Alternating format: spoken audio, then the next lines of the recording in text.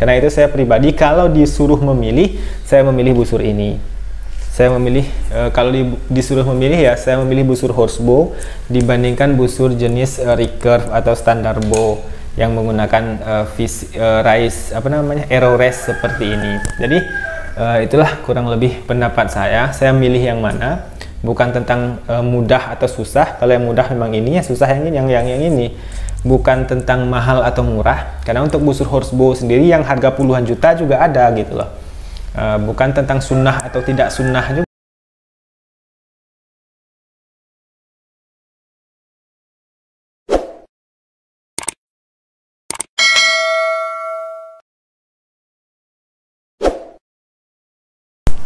Hai, assalamualaikum warahmatullahi wabarakatuh. Alhamdulillah lagi mati lampu, listrik lagi padam, saya nggak bisa kerja karena saya ada beberapa pesanan. Ada ini Twitter yang lagi gantung juga, ini busur, ada 2 yang lagi dikerjakan, dan mati lampu harus butuh mesin. Oke lah, akhirnya saya putuskan untuk bikin video saja, karena kemarin ada yang bertanya ke saya tentang gimana pendapat antum tentang busur standar atau busur horsebow, kata dia. Busur standar, mungkin busur standar yang beliau maksud itu adalah busur yang menggunakan arrow race lah, seperti itu. Oke, ini busur standar bow saya. Yang pertama tentu teman-teman, kita tidak bisa berpendapat tentang baik atau tidak baik, atau sunnah tidak sunnah, tentu tidak berpendapat seperti itu. Saya akan mencoba berpendapat dari sisi yang lain. Yang pertama tentu adalah motivasi kita di awal-awal untuk memanah. Apa sih motivasi kita? Apa sih tujuan kita untuk memanah itu sendiri? Yang pertama tentu sebagai muslim tentu ya karena sunnah kan. Nabi Shallallahu Alaihi Wasallam katakan sebaik-baik permainan itu bermain panah gitu kan. Jadi ini sebagai suatu sunnah Nabi Shallallahu Alaihi Wasallam. Apa motivasi lain kita? Misal teman-teman ingin ikut lomba olimpik, porprov, pon dan sebagainya, maka jika ada motivasi untuk ikut di lomba seperti itu, maka saya anjurkan teman-teman bermain di busur jenis compound, di busur jenis recurve ILF, atau di busur jenis recurve standard bow yang seperti ini. Tapi yang ori ya, yang ada brandnya, bukan yang dari PVC. Jadi yang ori, busur yang memenuhi standar lah untuk kompetisi, baik itu di kelas standar bow. Tapi standar bow sendiri sudah, busur jenis ini untuk yang standar bow-nya ya, full set dengan visir stabilizer itu sudah ada batasan umur, tapi saya lupa juga maksimal umurnya berapa. Tapi untuk kelas bare bow itu dibolehkan. Ini kelas bare bow, jadi busur telanjang seperti ini. Itu juga ada lombanya sendiri. Nah, jadi tidak pakai stabilizer, tidak menggunakan visir, cuma boleh menggunakan pemberat saja, dan juga boleh menggunakan plunger kalau ada. Yang pertama itu motivasinya apa terlebih dahulu. Yang kedua, budget teman-teman berapa, anggaran dana yang kita punya berapa. Jadi kalau untuk bermain ingin sedikit profesional, baik di kelas horsebow ataupun di kelas olimpik seperti ini, budgetnya minimal lumayan. Jadi kita nggak bisa cuma modal 300.000, 200.000 kemudian mencari busur-busur dengan imajinasi yang ketinggian gitu loh. Kalau budget cuma 200.000, 300.000, itu teman-teman belum bisa mendapatkan busur yang recommended. Jadi seperti itu. Nah, jadi perlu ditekankan dari awal, kalau budget segitu teman-teman belum bisa mendapatkan busur yang recommended, baik di kelas ini ataupun di kelas ini. Itu yang kedua. Pertama tadi motivasinya apa, yang kedua adalah anggaran budgetnya berapa. Itu yang masih dipertimbangkan. Berikutnya, saya pribadi memilih bermain di busur jenis ini, horsebow. Saya memiliki busur ini tapi tidak pernah saya pakai. Jadi sedikit cerita, ini busur ada teman saya satu klub, satu komunitas di horsebow dulu, namanya beliau bapak itu dulu mantan atlet. Jadi beliau punya busur ini tidak kepake. Saya penasaran, saya tanya harganya, dan budget saya ada waktu itu, saya beli. Beberapa kali saya pakai juga untuk latihan, cuman kesini udah nggak pernah dipakai lagi. Saya pribadi lebih memilih bermain di busur jenis horsebow. Kenapa memilih di busur jenis horsebow? Ini bukan tentang mudah dan sulit. Kemarin saya di WA oleh salah seorang ya. Dia bilang, menurut saya lebih mudah main busur ini. Oke, lebih mudah memang bermain busur ini, tapi kita sedang berbicara soal baik dan terbaik. Terbaik menurut saya adalah bermain busur ini. Termudah memang bermain busur ini, seperti itu. Kenapa ini saya katakan yang terbaik? Karena ada banyak kelas teman-teman ketika kita bermain busur horsebow. Yang pertama adalah kita bermain di busur ini, itu persentase faktor utama yang menyebabkan arrow itu menancap di target itu mayoritas dari diri si pemanah. Jadi persentase yang harus diperbaiki jika kita memilih busur ini adalah diri kita. Sementara untuk busur jenis ini itu mayoritas ditentukan oleh alat. Yang setidaknya anak panahnya lebih bagus karena anak panahnya itu pabrikan dengan berat yang sama, spine yang sama dan sebagainya. Yang kedua, di busur jenis ini kita punya banyak teknik yang harus dipelajari dan itu selalu membuat saya penasaran lagi. Teman-teman selain memanah berdiri ground, belajar blind knocking, belajar fast shooting, dynamic archery, belajar ilmu menzil, belajar horseback archery, belajar di setiap jarak itu kita akan belajar menggunakan anak panah yang berbeda. Jadi banyak sekali ilmu yang bisa dipelajari di busur jenis ini. Itulah kenapa saya pribadi memilih bermain di busur jenis ini gitu loh. Ketertarikan saya di busur jenis ini. Nah, jadi untuk teman-teman yang pemula, memang kalau kita bicara mudah atau sulit, memang mudah yang ini. Nah, jadi mudah yang ini. Tapi di busur jenis ini kalau saya pribadi, saya lebih cepat bosan. Karena kita hanya belajar satu perkara saja. Teknik, belajar grasping, belajar knocking, belajar hooking, belajar drawing, anchoring, aiming, release. Oke, selesai. Jadi pelajaran kita tidak ada peningkatan gitu loh.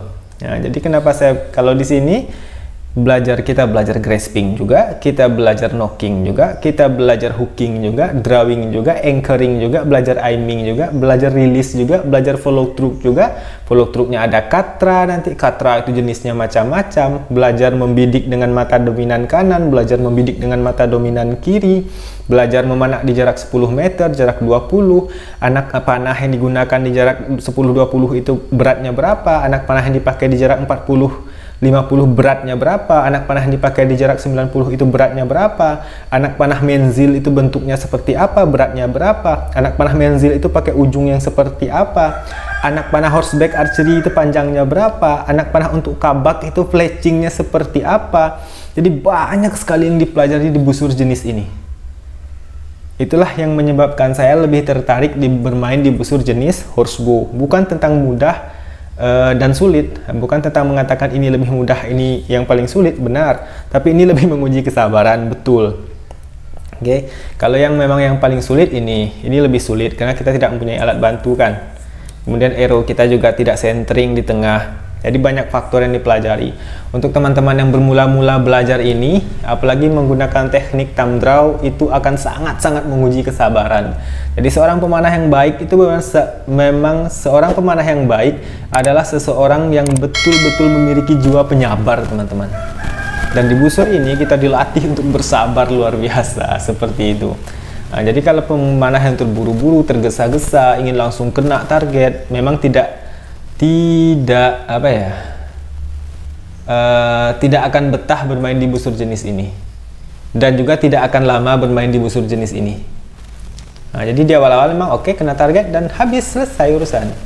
Nah, tapi jika teman-teman memang niatnya untuk ikut lomba, ikut kelas barebow, ada kelas namanya barebow, atau mungkin tertarik di kelas standar bow, di kelas recurve, ILF dan sebagainya, itu lain cerita. Kalau untuk prestasi memang ini yang paling direkomendasikan untuk prestasi yang dibiayai negara dan sebagainya ya, karena busur jenis ini adalah busur yang dikelola atau yang digawangi oleh Perpani sendiri sebagai satu badan yang menaungilah olahraga panahan di Indonesia. Sementara untuk busur jenis ini memang hanya sebatas prestasi yang dibiayai oleh dana sendiri, jadi nggak ada dana dari pemerintah. Perlombaannya ada baik level nasional sampai internasional, tapi kita tidak ada wadah sendiri yang dibiayai oleh pemerintah. Jadi pegiat-pegiat busur horsebow seperti ini memang rata-rata menggunakan budget kita sendiri, baik untuk lomba level nasional sampai lomba level internasional. Itu kita tidak tidak ada bantuan dari pemerintah seperti itu. Tidak resmi lah pun jika ada bantuan dari pemerintah, itu bantuan yang bisa dibilang tidak resmi, hanya dari kebijakan-kebijakan dinas terkait mungkin. Oke, seperti itu teman-teman. Jadi saya pribadi memilih bermain di busur jenis horsebow. Saya memiliki busur standar bow juga, atau busur recurve standar seperti ini yang kayu. Kemudian kita juga tidak berbicara tentang ini sunnah, ini tidak sunnah ya. Jadi kita tidak berbicara seperti itu juga. Satu lagi, ketika kita berbicara panahan sebagai sebuah sunnah, ini juga penting untuk dijelaskan. Itu secara umum kita akan merunut ke panahan-panahan zaman dulu, baik dari segi tekniknya, dari segi bentuk busur dan sebagainya, itu akan merujuk ke busur zaman dahulu. Dan busur jenis Asiatik seperti ini adalah busur yang paling mendekati busur-busur terdahulu, baik dari segi bentuk sampai dari segi teknik. Jika kita merujuk kepada kitab-kitab ulama terdahulu ya tentang panahan itu sendiri, maka kitab-kitab mereka merujuk kepada busur-busur seperti ini. Tentu bahannya tidak ini, tapi bentuknya kurang lebih seperti ini, teknik yang dipakai dan sebagainya. Sementara untuk busur-busur jenis ini kita akan merujuk ke panahan-panahan modern lainnya, baik itu dari Amerika, Eropa, Korea dan sebagainya, dan tidak bisa merujuk kepada kitab-kitab panahan Islam seperti itu, karena teknik yang dipakai di busur jenis ini itu bukan teknik yang diajarkan di kitab-kitab panahan ulama terdahulu seperti itu teman-teman. Jadi ada banyak faktor yang mempengaruhi pemilihan busur itu sendiri, tergantung teman-teman mau pilih yang mana, budgetnya berapa seperti itu, motivasinya apa. Jika ingin berlama-lama di panahan, ingin tertarik untuk belajar lagi, maka saya sarankan busur yang ini. Maka insya Allah tidak akan bosan.